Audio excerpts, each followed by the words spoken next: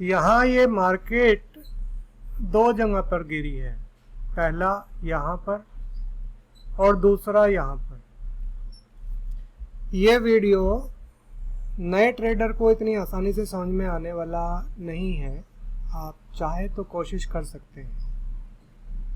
और बहुत ही बेहतरीन है ये, आपको किताबों में तो मिलेगा नहीं। किताबों में जो मिलता है वो बहुत ही छोटा सा वीडियो आपको मिलेगा।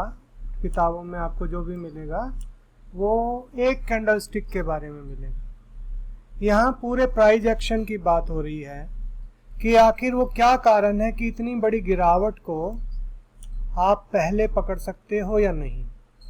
ये बिल्कुल प्राइस एक्शन में दिखेगा और अभी मैं आपको बताता हूँ कि इसके लिए क्या है, और बताएंगे बिल्कुल शुरू से ही कि आखिर ये गिरा क्यों यहाँ से। और बहुत ही थोड़ा सा मुश्किल है समझने में। मैं कहूँ कि बहुत ज़्यादा आसान है तो इतना आसान नहीं है। आइए समझते हैं कि आखिर ये है क्या। अच्छा, इससे पहले मैं आपको ये पैटर्न समझाऊं, इससे पहले RSI तो शायद आप लोग जानते ही होंगे, रिलेटिव स्ट्रेंथ इंडेक्स इंडिकेटर होता है। तो यहाँ पर RSI को हमने दो पीरियड्स का लगा रखा है। एक 14 पीरियड का है, यहाँ हम देखें तो ये 14 पीरियड का है, जो कि मोटी सी लाइन आपको दिख रही है। दूसरा मैं बताऊं एक और, तो 3 पीरियड का भी RSI लगा रखा है, पर ये इंडिकेटर पे ट्रेडिंग नहीं कर रहे हैं। इंडिकेटर का बेनिफिट है, जब आप एक पैटर्न को इंडिकेटर के साथ में उसका सपोर्ट लेते हो तो उससे कंफर्मेशन मिलती है। तो वही कंफर्मेशन मैं आपको यहाँ पर दिखा रहा हूँ। तो ये एक RSI है, बहुत सिंपल सी बात है। ये 14 पीरियड का और ये 3 पीरियड का। अगर हम यहाँ पर देखें, जरा ध्यान से देखना क्या देख रहे हैं, तो यहाँ जो ये प्राइस है ये ऊपर की तरफ जा रहा है। और अगर हम यहाँ देखें RSI तो इसमें कुछ खास है नहीं, बराबर का बराबर है। ये देखिए बिल्कुल बराबर है, कोई खास अंतर है नहीं। बट अंतर क्या है कि यहाँ पर प्राइस ऊपर जा रहा है, पर जो RSI है रिलेटिव स्ट्रेंथ इंडेक्स, तो रिलेटिव स्ट्रेंथ इंडेक्स क्या दिखाता है? ये स्ट्रेंथ दिखाता है। स्ट्रेंथ जो है यहाँ पर कमजोर हो रही है, परंतु इसका मतलब ये तो नहीं कि इसको बेच दें यहाँ पर, बिल्कुल नहीं। अगर आप नॉर्मली ट्रेडिशनली किताबों की तरह ही करेंगे तो फिर नुकसान होने वाले हैं। तो कैसे करना है इसको? इसके साथ में हमने एक और RSI लगा रखी है 3 पीरियड की।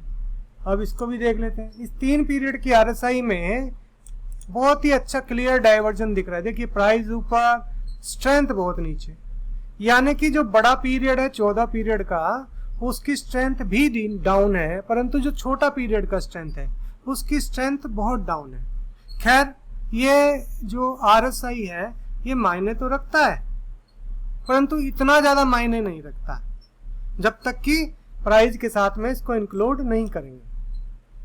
अब बात करेंगे कि प्राइस पैटर्न की। पहले उस प्राइस पैटर्न के लिए हम यहाँ पर एक कैंडल को समझ लेते हैं, क्योंकि ये कुछ नए लोग भी देख रहे होंगे तो उनके लिए मैं बता रहा हूँ बीच में, आप समझिए इसको। मान लीजिए मार्केट यहाँ से चलती हुई, ये ऐसे चलती हुई यहाँ पर पहुंची। आप ध्यान दीजिए, मैंने यहाँ पर इसको अप एंड डाउन किया है, सीधा ऊपर नहीं खींचा है, सीधा ऊपर नहीं खींचा है, थोड़ा सा अप एंड डाउन किया है।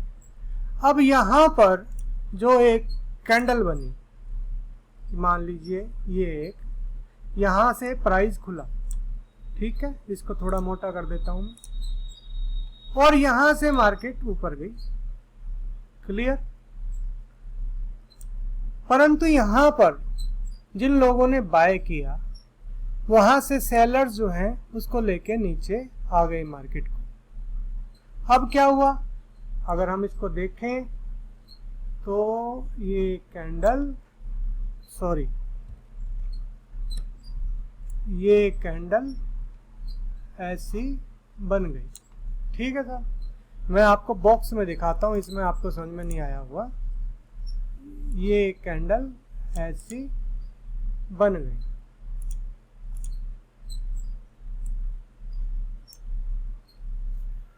ये माउस में लिखना ना बड़ा ही दिक्कत वाला बात है।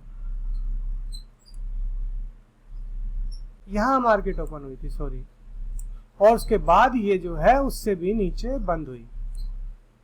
तो ये बन गया साहब हैमर। अब हैमर जिन लोगों ने सुन रखा है उनको तो पता होगा कि भाई हैमर क्या होता है और हैमर का क्या काम है।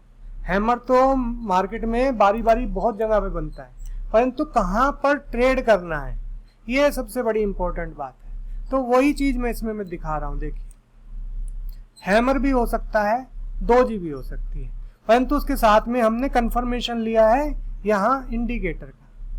ये देखिए, ये कैंडल रही यहाँ पर, इसको आप डोजी भी कह सकते हो और हैमर भी। प्रॉपर हैमर मिल रहा है नहीं मिल रहा उससे बात नहीं है, आपको मार्केट में समझा क्या रही है उससे बात है कि यहाँ पर मार्केट ये नीचे से ऊपर चलती हुई आ रही थी, ये देखिए, फिर ये नीचे आई और इसकी स्ट्रेंथ देखिए कम होती जा रही है। यहाँ इसकी स्ट्रेंथ कम हो रही है, यहाँ फिर शॉर्ट वाले लोग आए और कैंडल्स का जो साइज है वो देखिए कितना छोटा होता जा रहा है, कितना छोटा साइज होता जा रहा है, छोटा साइज। यानी कि हर जगह पर लड़ाई जो है काफी जोर की हो रही है बायर्स और सेलर्स के बीच में।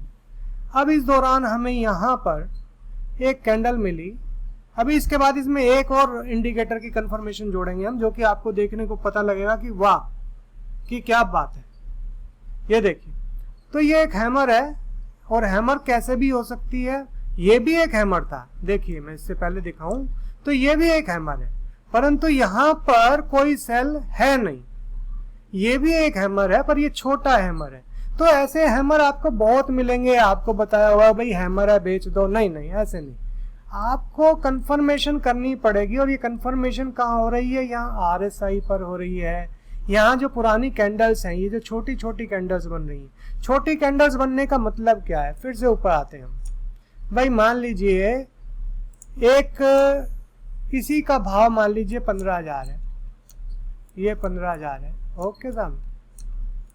और 15,000 के भाव पर बायर्स आए और उन्होंने भाव को खींचकर ऊपर ले गए 15,050 पर। निफ्टी का ही चार्ट है, तो ये 15,050 यहाँ पर।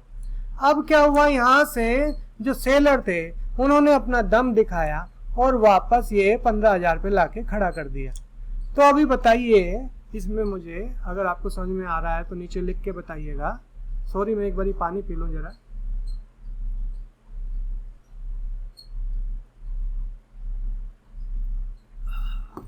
गर्मी काफी है।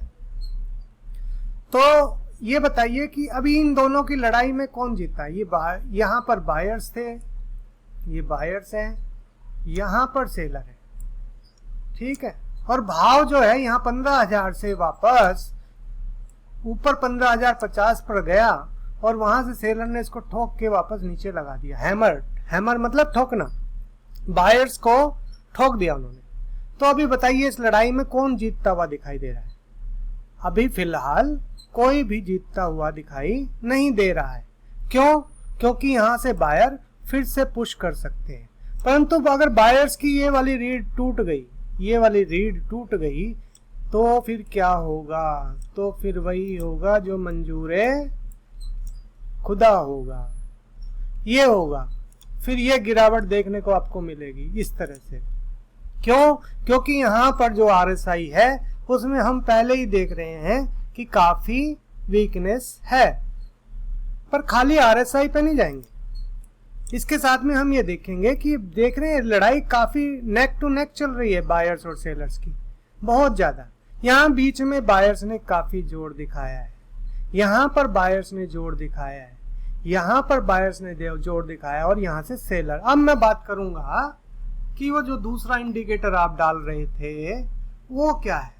तो वो है साहब बोलिंगर बैंड। आइए देखते हैं बोलिंगर बैंड। अब मैंने इसमें कुछ नहीं करा, एक सिंपल बोलिंगर बैंड लगा दिया, तो हमें ये पता लगा कि अपर बैंड के आसपास मार्केट में वीकनेस मिल रही है। बहुत अच्छी बात है, अपर बैंड के आसपास मार्केट में वीकनेस मिल जाए, इससे बढ़िया बात क्या होगी।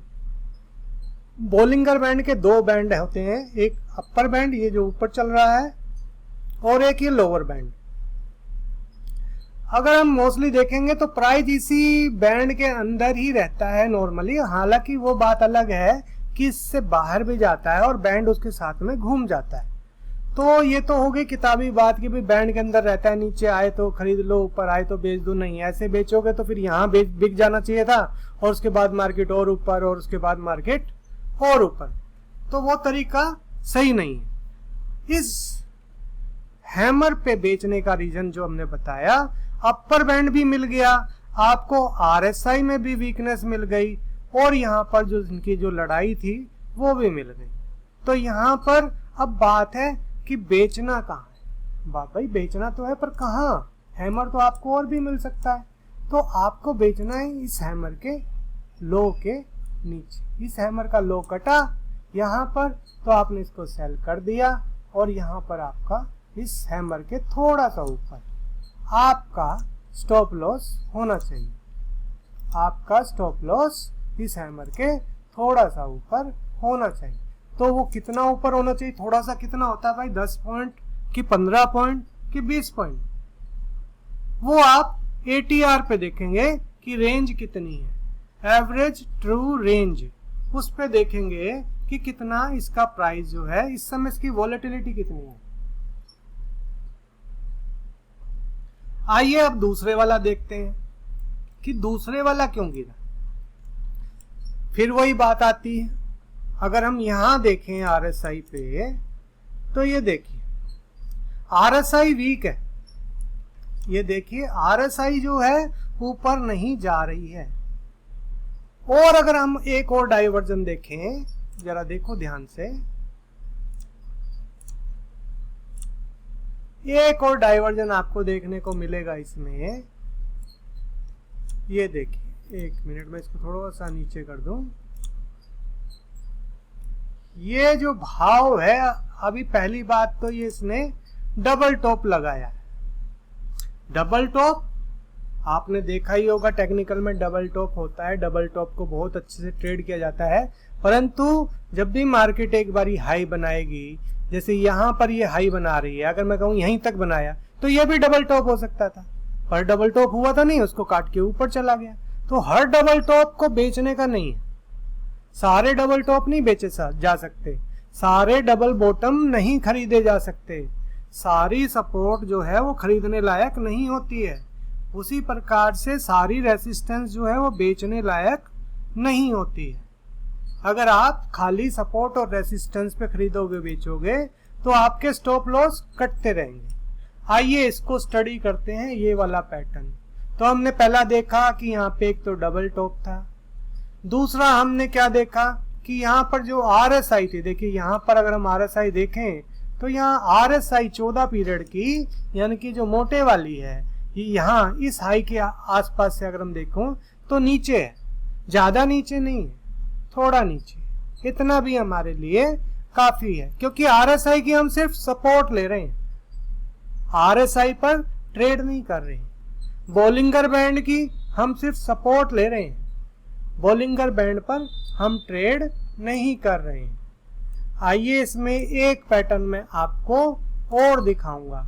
जब इतने सारे पैटर्न मिलकर बन जाते हैं तो सौदे के चलने के बहुत ज्यादा चांस हो जाते हैं। इसको कहते हैं एक्सपेंडिंग ट्रायंगल। अब इस एक्सपेंडिंग ट्रायंगल को समझने की कोशिश करिए कि आखिर ये कहना क्या चाह रहा है। देखिए, पहली बात तो ये था कि ये डबल टॉप था, और अगर हम इसको देखें, इसको मैं एक बार डिलीट कर देता हूं ताकि आपको आराम से दिख जाए। तो हम ये देखें, अगर मैं इसका बोलिंगर बैंड भी हटा देता हूं, तो हम ये देखें कि मार्केट ने अपना पुराना हाई, ये वाला हाई काट दिया है और उसके बाद वापस वो इसी रेंज में आ गई है। तो यहाँ पर जिन लोगों ने खरीदा है उन सबको तो ठोक दिया ना मार्केट ने, जिन्होंने एक देखा कि भाई हाई कट गया, हाई कट गया। और मैं आपको दिखाऊं एक हाई और कौन सा कट रहा है, आप नोटिस करेंगे। इसको मैं सीधी लाइन में डालूंगा ताकि लाइन हिले ना। हॉरिजॉन्टल लाइन मैंने ली और इस हाई पर मैंने डाल दी। देखिए ये लाइन है और यहाँ से काट के मार्केट ऊपर चली गई। तो यानी कि जिन लोगों के स्टॉप लॉस थे, जैसे कि आपके भी कटते होंगे, आप कहते हो कि मार्केट में मेरा ही स्टॉप लॉस कट के मार्केट मेरी ही दिशा में क्यों चली जाती है? यानी कि स्टॉप लॉस ना कटता आपका तो आपको प्रॉफिट हो जाता। तो ये हैमर है, आपको ठोक दिया उसने, हाई कटवा दिया, आपके स्टॉप लॉस कटवा दिए, फ्रेश बाय यहां पर लगवा दिए और उसके बाद वहां से नीचे आ गए। हैमर भी कहोगे आप इसको, दोजी भी कहोगे, मैं हैमर बोलूंगा क्योंकि दोजी है, दोजी इनडिसीजन का है, परंतु वास्तव में करा क्या है उसने ठोका है किसको?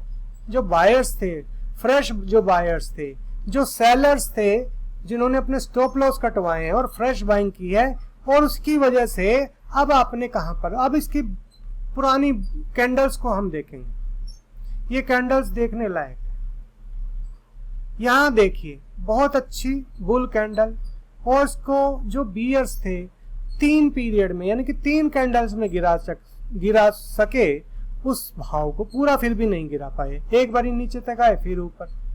चलिए जी, फिर से बियर्स ने कोशिश की यहां पर गिराने की, परंतु जो बुल्स हैं यानी कि जो खरीदार है उन्होंने फिर ऊपर ले गए।